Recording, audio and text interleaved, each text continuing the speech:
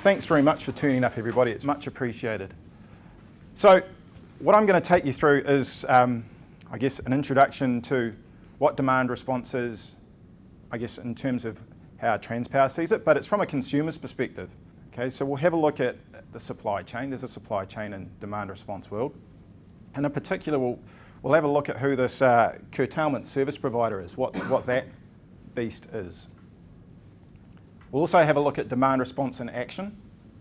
So we'll have a look at a scenario of some imaginary situation where we might use demand response.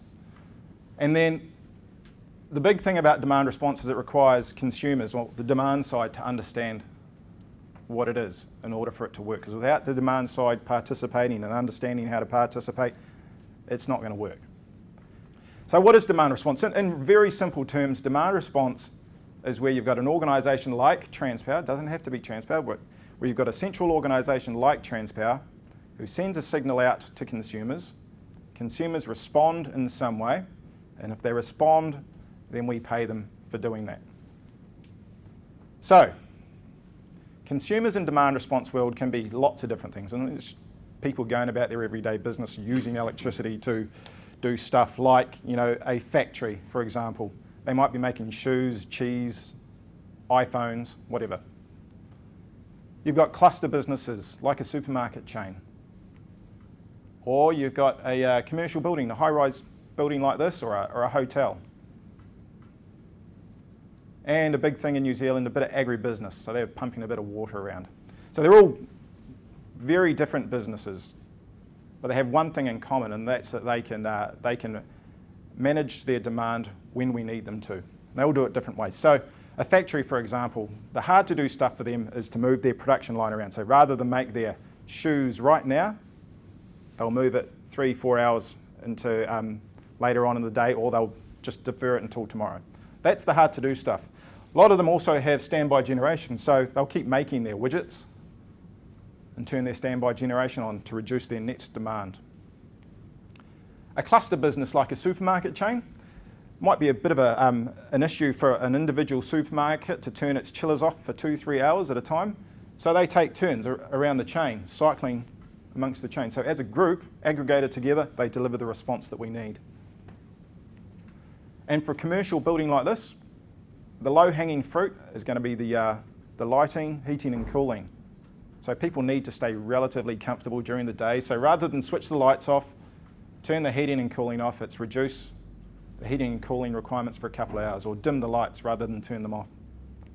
And for agribusiness, it takes a lot of energy to pump this water around. I don't know if you've seen them, but those irrigation units are massive.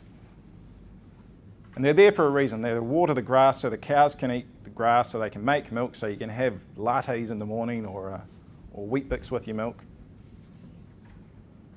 So rather than turn the water off, let's just reduce it for a period of time. And often what they do is they cycle around the units in a similar way to the supermarket chain. So why do these guys get involved? They have to choose, by the way. That's one of the big keys with demand responses. Consumers opt in. They choose to participate. We don't force them. There's no arm twisting. There's no you must at this stage. Consumers choose to participate. So there's lots of reasons why consumers enter into demand response, but one reason probably that they stay in there, and that is that there is some sort of financial benefit. So for some consumers, we'll pay them to be there. So they'll receive an availability payment.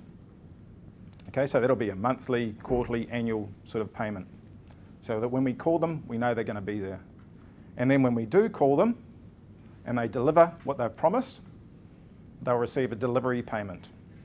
So that's like a dollars per megawatt hour payment.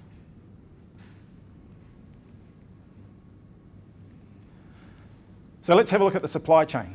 So there's this beast called the curtailment service provider in demand response world that we'll have a look at. But before we do, let's have a look at some of the issues in the power system where we can use demand response to help manage them.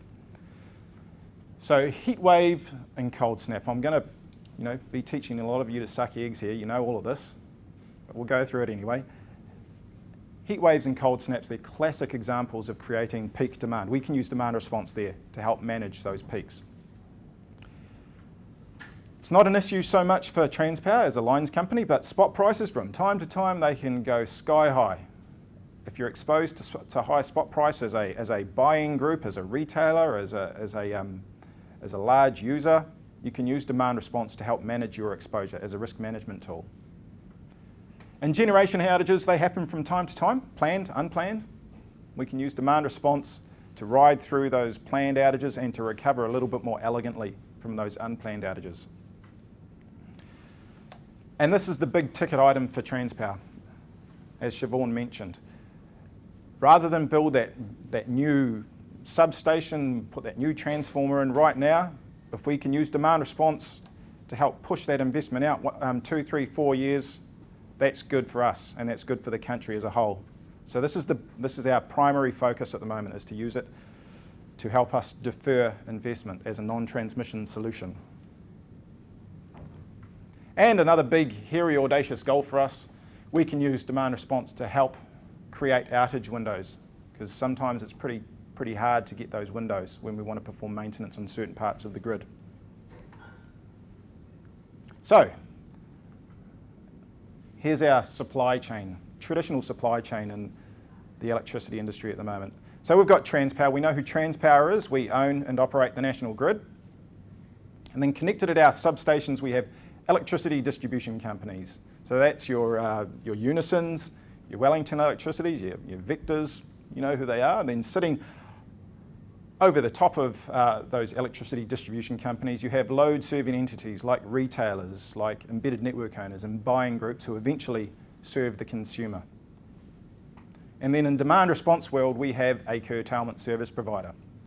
So the curtailment service provider is the organisation who we will contract with to deliver demand response. Could be the lines company. The EDCs, they have existing control through hot water and a bunch of other mechanisms. They could be a curtailment service provider to Transpower. Same with the load serving entities. So retailers, embedded network owners, they've got existing relationships with consumers. They could be a curtailment service provider. And so could the consumer, and this is a big one as well. They could deal directly with Transpower as a curtailment service provider, or you've got this new entity that's not part of the existing supply chain. It's this third-party curtailment service provider who will contract directly with Transpower and then outsource the delivery of demand response through consumers, load serving entities, any mix of that existing supply chain.